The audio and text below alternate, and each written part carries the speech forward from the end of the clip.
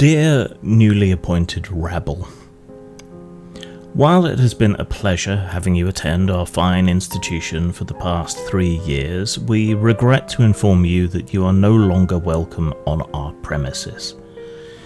It is not that we don't recognise your worth or merit as a philosopher, but that you have failed to understand the various ways in which the medium has become the message.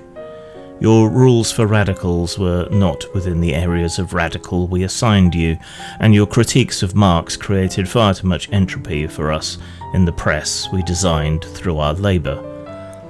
Additionally, your weaponized Dadaism lacked the situationist references we cited as a requirement. Frankfurt is not a place where you can explore fascism and call it art. You may think you're being cute and avant-garde, but we find you to be crypto without the currency to back it up. What would your parents think at the synagogues and cathedrals we once discoursed at? Surely not that you were a revolutionary who deserved to be tenured by our princes around the globe. You strike us as an entitled troll who would do better as a prompt engineer. Have you heard of OpenAI? You should consider volunteering for them as a hacker so you can get your foot in the door. You may consider this suspension letter to be a critique that is far too harsh, but we were able to secure the time to write it ourselves since we remained neutral in times of oppression. Industrial society and its discontents did not condemn terrorism at the gala, so you'll just have to deal with our new interns who are simulating this document as they refer to themselves in third person. Let us not speak of positions here. What happened to your self-awareness? Don't screech like a misogynist and call yourself autistic. We've seen it all before, and your simulacra is just another simulation in the end. The society you've promoted is not the kind of spectacle we're interested in deconstructing any longer. Why is your suspension being reduced to a rejection letter of absurdism at some Bannon-esque BuzzFeed? Don't be silly, young philosopher. It was you alone who claimed to be an artist as you paraded your toxic ideologies around the culture industry you proposed to counter. It's time to pack it in. You have 30 days to get your hate sculptures out of our institution, and that includes your prized installation in the library against capitalism. This installation, as you know, contained abrasive anti-immigration sentiments.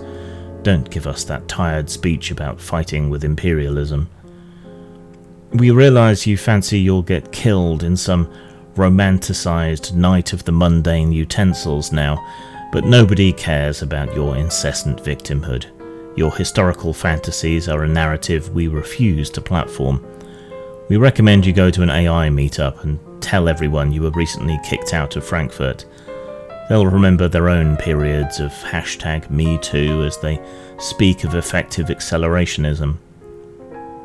These tech workers are prompt engineers now, and there's no reason you can't join them in the upcoming counter-revolution against our parents at Google. We wish you and your KK comrades the best of luck in the future. Sincerely, an unpaid intern at the Frankfurt School for New Media. P.S. Can we still package your authenticity in the fall? P.P.S. I want my signed fucking copy of Salo back. It's me, Danny. What the hell was that? Much digital ink and blood has been spilt talking about diversity representation in tabletop gaming, and in every other field of geek and nerd endeavour. Usually these conversations are extremely combative, and they tend to end poorly for everyone involved. I've been involved in these debates and discussions myself, to my detriment, the position I hold being that free expression and the vision of the author or creator should trump any and all other concerns, including diversity, representation, and so on. To my mind, the answer is for people to create according to their own conscience, not to be condemned out of hand, or for their motivations to be presumed, and for diversity of ideas to be the benchmark. I want a world in which Varg Vikernes and Olivia Hill can both make and sell the games that they want, and where I can ignore both of them. That said, I cannot help but be drawn to controversial topics. That is where the interesting conflicts and stories lie, and there are few topics so controversial as the treatment of minorities within media. Here we arrive at a nexus point, a conflict point, between realism, expectation, demands for representation, demands for free expression, historical revisionism, magic, science fiction, truth, is and ought. That makes it interesting. But the battle lines of identitarian politics, liberalism, conservatism, the regressive left and cultural libertarianism also make it an area fraught with difficulty and willful misunderstandings. There are no good, or at least no satisfactory, answers to a lot of these questions. Perhaps there are just multiple approaches, each of which will annoy some group or other. What's true in all circumstances, however, is that these controversial topics are interesting, fascinating and important in terms of world, character and scenario building, whatever your particular stance may be. This booklet intends to examine these issues in and of themselves, outside of the current state of controversy, and to ask, rather, how we might better simulate the plight of minority groups, understand them within the context of fictional worlds, make allowances for player characters who might seek to buck those societal trends, or to allow characters through their actions to affect social change within the game worlds. Available at post-mort.com and DriveThruRPG. The normal question, the first question is always, are these cannibals? No, they are not cannibals. Cannibalism in the true sense of the word implies an interspecies activity. These creatures cannot be considered human. They prey on humans.